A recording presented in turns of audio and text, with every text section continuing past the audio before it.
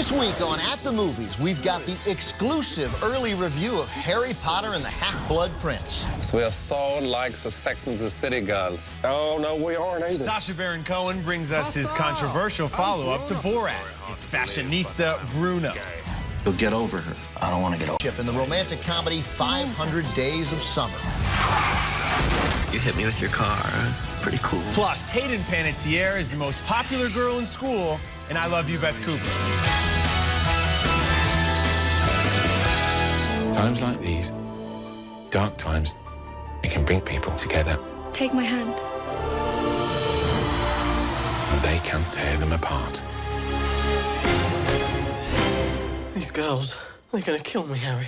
The sixth installment of the hugely successful Harry Potter franchise comes to the big screen. I'm Ben Lyons from E! Entertainment. And I'm Ben Mankiewicz from Turner Classic Movies. First up, we've got the exclusive early review of Harry Potter and the Half-Blood Prince. It opens Wednesday, and you'll know right from the beginning that the sixth film in the series is far less fantastical and far more steeped in real-world drama than any of its predecessors. This is clearly director David Yates' intent to make a more grown-up film, though that's not to suggest this Potter eases up on the dazzlingly choreographed action. It's over.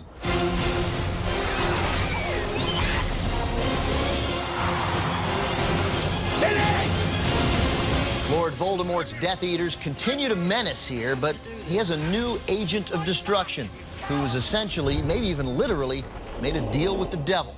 Harry's longtime Hogwarts nemesis, Draco Malfoy, played by Tom Felton. I know what you did, Malfoy. You hexed her, didn't you?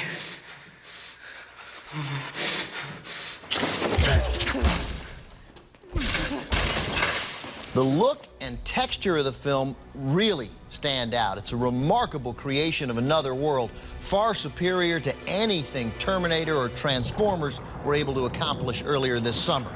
But the real strength here is the willingness to grow along with the three lead actors. Daniel Radcliffe as Harry, Rupert Grint as Ron, and Emma Watson as Hermione. See that girl over there? That's Romilda Vane. Apparently she's trying to smuggle you a love potion. Really? Hey, she's only interested in you because she thinks you're the chosen one. But I am the chosen one. Okay, sorry. Together with Bonnie Wright, who plays Ron's sister Ginny, these teenagers are starting to fall for each other. And suddenly, this otherworld tale of young wizards has a sweet, thoughtful, and really well-crafted high school feel to it. This is a big summer movie that meets expectations.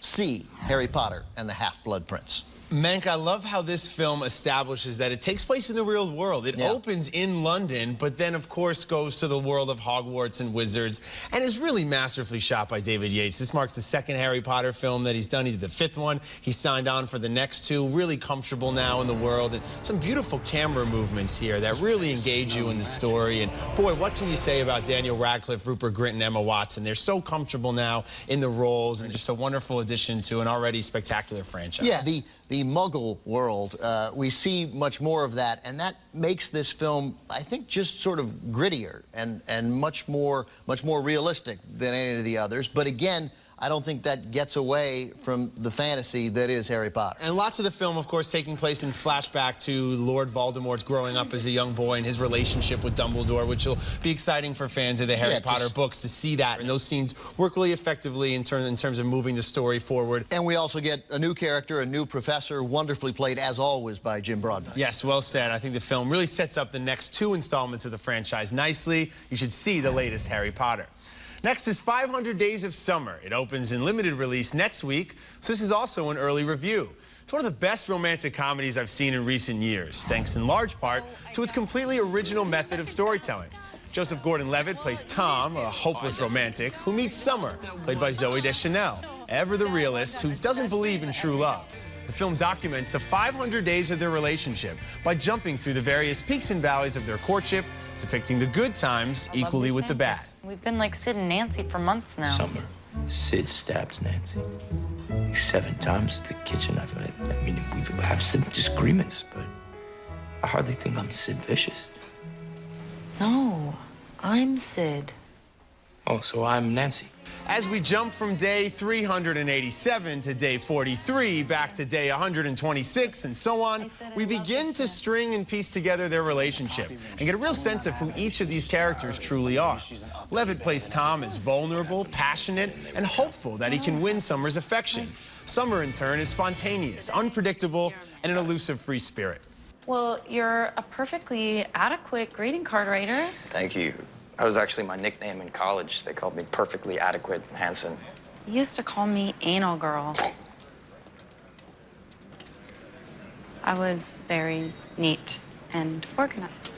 When the film takes some narrative chances, from a musical number to using split screen, it all feels very authentic. I wish more films of the genre would take the type of risks that director Mark Webb does here, because when they pay off, they create something memorable and special. An inspired romantic story that is one of the best movies of the year so far. See it. Toward the end, after they've broken up, she invites him to a party, and he imagines how that's going to go, and we see his hope for how she will react to him, and he brings her a present with the reality of how she reacts. And the differences are subtle. It's pretty close, but those subtle differences mean everything in the world when you're talking about love. The sort of non-linear storytelling mechanism here doesn't really become distracting. It's almost like a third character in the film, and really brings out the best in these two lead characters who hold your attention the entire time on screen. They've got great chemistry together. This is not a conventional romantic comedy in any sense of the imagination. Conventional, not at all. Right in the beginning of the movie, almost the first words of the movie, this is not a love story. Great opening line to start the film. Really sucks you in. And so right away, you're totally interested. And the remarkable thing is that it's not a love story, so you almost know it doesn't work out between them. But you like them both, even though they see and want things completely differently. And I thought the little supporting players that aren't really featured, it's mainly their movie. Right, the supporting players help out here. The soundtrack is great. The wardrobe and the costumes add to sort of the little character nuances. And I can't speak highly enough about this really inventive romantic comedy. Yeah, I really found myself rooting for these two characters. I think you should see 500 Days of Summer. Coming up next, Sacha Baron Cohen's Bruno. Is it funny or is it offensive? And later, Hayden Panettiere gives the high school valedictorian the night of his life. And I love you, Beth. Do you have an attitude, candidate? Do we detect an attitude? Everything we do an attitude. She's got an attitude. What? Sir, what? Mr. Candidate, did you just call me she? Get down, candidate. Do it now. What type belt is that, candidate? What is that? D&G. What is D&G? Dolce & Gabbana, hello? Hello? If you loved Borat, as I did, I'm sure you've been looking forward to our next movie, Bruno. Luckily for you, I saw it, so you don't have to subject yourself to one of the worst movies of the year. How did you find your son? I swapped him. You swapped him? Swapped the baby for what? For an iPod. What? In Bruno, Sacha Baron Cohen plays another of the characters from his splendidly inventive TV show, The Ali G Show. Bruno is a gay Austrian fashion expert and TV host whose colossal crash and burn in Europe sends him off to gain fame in the U.S. Mainly, this film consists of maybe 71 gay sex jokes in between what appear to be completely staged moments where Bruno makes fun of second and third tier celebrities and regular people alike. Ich hired a top photographer and held a casting for the hottest baby photo shoot ever. Is your baby comfortable with bees, wasps, and hornets? George is comfortable with everything. It's certainly not that there aren't a few funny moments in the film. There are, but overwhelmingly, Bruno's stunts are demeaning, they are insulting, and they are really cruel. When Sacha Baron Cohen played Borat, he also exploited the kindness of strangers before exposing their ignorance, racism, or anti-Semitism. But the Borat lead character had an innocent likability to him. The Bruno character, on the other hand, totally lacks Borat's softness. He's just a jerk. I'm sorry to say this is a horrible movie. Skip it. Only natural, of course, to make the comparisons to Borat, and the formula here is relatively the same, so it doesn't feel as fresh as the last comedy did. And he's got his assistant who's following him around, so it feels a little tired in that sense. But now, judging it just for the movie that it is, I don't care if it's real, I don't care if it's fake, I just want to find out if it's funny. And there are lots of moments in this movie that are genuinely funny. And sure, he crosses the line at some points. Other moments are far more effective than others. It sort of stoops to the lowest common denominator too often, I found. around, but there are just parts of it that are really brilliant, and you have to respect what he's trying to do with the character, and he's really going out there and doing something different. I respect that he's doing something different. This is a brilliant comic, no question. There are some funny moments, there unquestionably, but the ratio is 25 horrific moments to 1 funny moment. I think you and I are looking at it differently. While you are maybe sympathizing with some of the people that you say he exploits on camera, I'm holding those people accountable for their actions and what they say and how they conduct themselves. And I'm laughing at Bruno more so than I'm really laughing at their ignorance. And then Borat, you're really looking at the people around him as much as him. He's bringing these people in under false pretenses, subjecting them to derision, and having the audience point at them and laugh at them. And even if I hate what they believe, I'm sympathetic to that. There is so much from Bruno of the most aggressive gay stereotyping. He's demonstrating these people's homophobia, but in the process is behaving in the exact way, the way that these people think about gay men. Look, I totally understand where you're coming from on this one. However, I seem to think it was a little funnier than that. It definitely misses the mark on some of its intention and is for sure not as amusing as Borat was. So I'm going to say you can rent Bruno. Coming up next, hero star Hayden Panettiere plays a cheerleader without any special powers. And I love you, Beth Cooper. And on next week's show, we'll take a look at the best movies of the year so far. You won't want to miss it. Slapping the bass, man. Lights on now, please, please, please. Okay. There, you happy?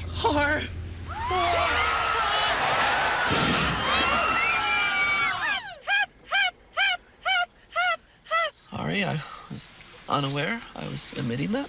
Next up, hero star Hayden Panettiere plays the title character in I Love You, Beth Cooper. She's a beautiful high school senior who's the secret love of the class valedictorian, who's been afraid to talk to her since 7th grade.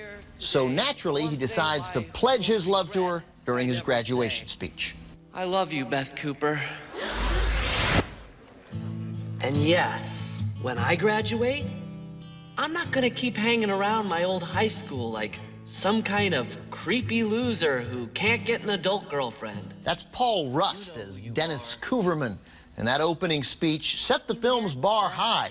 You could hear Dennis's voice tremble. You could feel his nerves and his cathartic breakthrough in publicly revealing his love for Beth Cooper. But the story quickly, and I mean quickly, devolves into an unimaginative high school retread. Beth and Dennis, with her bitchy friends and his clever undersexed pal in tow, spend the next 90 minutes running from Beth's roided-up boyfriend who wants to make Dennis pay for declaring his love. Stop! Now this is willful damage to property! Director Chris Columbus has brought us some solid movies like the first 2 Harry Potter films, Only the Lonely with the late John Candy, and Home Alone. Well, I Love You, Beth Cooper does not measure up in any way. You need to skip it. You're so adamant about calling Bruno horrible. You're too kind on this. This is dreadful. This is a pathetic excuse for a movie. I expected far less from this than Bruno. Oh, my God. How this is even greenlit and made, I will never understand. There is nothing funny, nothing creative. Every high school stereotype you've seen in a million better movies is embodied in this film. She does not have movie star presence. At least here she doesn't. There's just nothing of note here. There's one particularly painful, awkward moment in the film. Just one? Well, there were many, but one in particular, I thought. During the speech, Dennis mentions a school bully and says, the reason you're a bully is you were probably sexually abused as a kid. That was awkward enough all by itself, but then later in the film, the bully admits, yeah, that's true. How did you know I was sexually abused? And yet, we're still sort of pointing at him, mocking him. I mean, this is a kid who needs to be held and embraced and said everything's going to be okay. There's some logic involved in a movie like this. Look, every girl here is promiscuous. It condones drinking and driving. Can we please just stop talking about this terrible movie? Yes. Skip I Love You, Beth Cooper. Next up is Soul Power. It's a new documentary that focuses on the famous soul music concert held in Kinshasa, Zaire, back in 1974. The concert was planned in an effort to unite prominent African-American musicians with their African counterparts in conjunction with the famed Rumble in the Jungle boxing match held between Muhammad Ali and George Foreman. When the fight was postponed due to a Foreman injury, the concert went forward as scheduled, headlined by B.B. King and James Brown.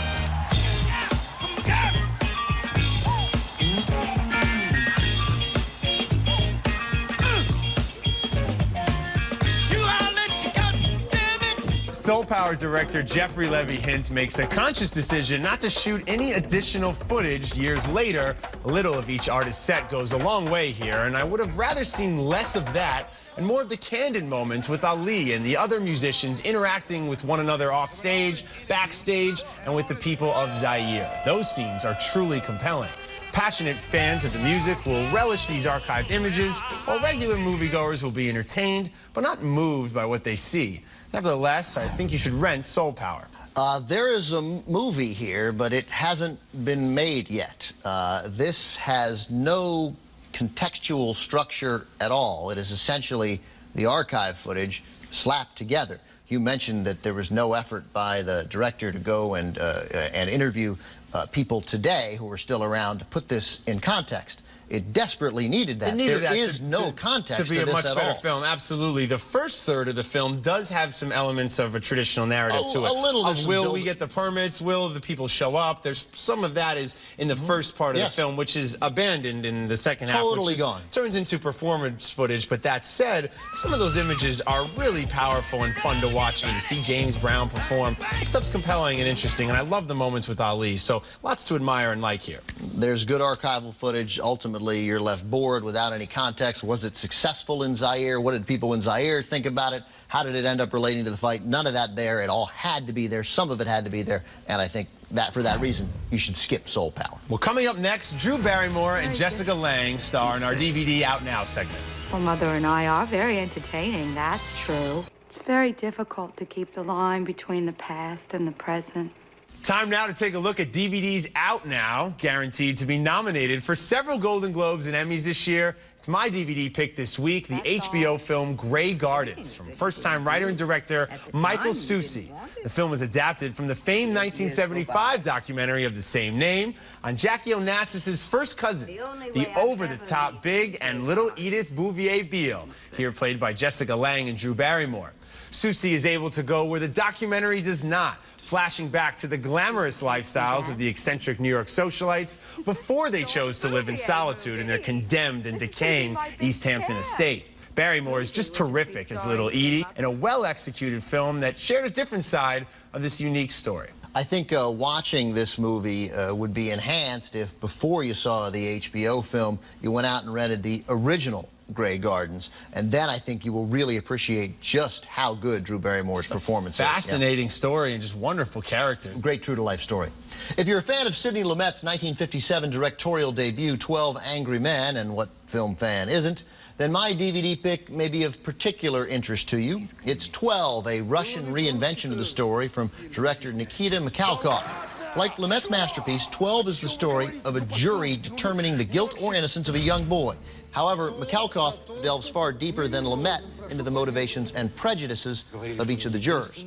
The result is a particularly Russian film that lacks the tight drama of Lumet's original, but is still well worth your time. So, both Grey Gardens and 12 will be in stores on Tuesday. Want to know what you can't miss this weekend? Stay tuned for my 3 to 6. The whole country thinks you're a damn hero. Closed captioning for At the Movies is sponsored by the classic flavors of Tuscany.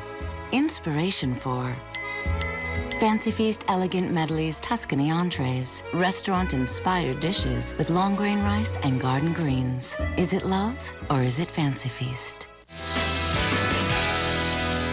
Hotel provided by Park Hyatt Chicago. Chicago's award-winning hotel and luxury dining experience. Located in the heart of Chicago's Magnificent Mile on Water Tower Square.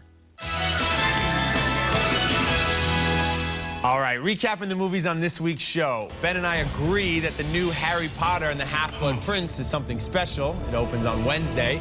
We also agree to see 500 Days of Summer that opens in limited release next week. I say you can rent Bruno, some of it funny, some of it ridiculous. Mank says to skip it, he just hated it. We both say skip I Love You, Beth Cooper, just atrocious. I say you can rent Soul Power. I was impressed with the archival footage. Ben says you can skip it. My 3 to see this week does not include Bruno, but it does include some really terrific films.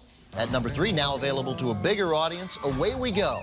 Forget The Proposal. This is an adult romantic comedy with 2 terrific actors, Maya Rudolph and John Krasinski, playing 2 people who might actually exist. Number 2, one of the few big summer films worth your time. Johnny Depp as John Dillinger in Michael Mann's Public Enemies. Not a perfect film, but it moves briskly, looks great, and Beth once again reminds us why so many other actors consider him the most talented actor of his generation. And at number 1, the best war movie in years, Catherine Bigelow's terrific story of 3 men on a bomb disposal team in Iraq. You want action, suspense, and drama? It's all here in The Hurt Locker. Well, that's it for this week's show. Remember, we're always online, and you can follow us on Twitter. Go to @themoviestv.com to find out how. Join us next week when we'll bring you our special show, the best movies of the year so far. And until then, as always, we will be at the movies. Yeah, you feel better? Yeah. Want to get a corn dog? Yeah. So long, boys! Activon Ultra Strength for powerful pain relief. A convenient applicator means no messy creams. Activon, applied directly where it hurts for joint pain, muscle pain, arthritis, and backache.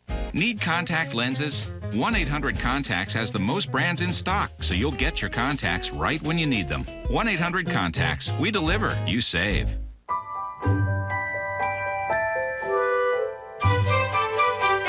Curad Hold Tight Stretch Bandages and Nonstick Pads. Curad, we help heal. Millions of pet owners trust 1-800-PET-MEDS for fast service, free shipping, and big savings. Call now or order online from 1-800-PET-MEDS, America's largest pet pharmacy.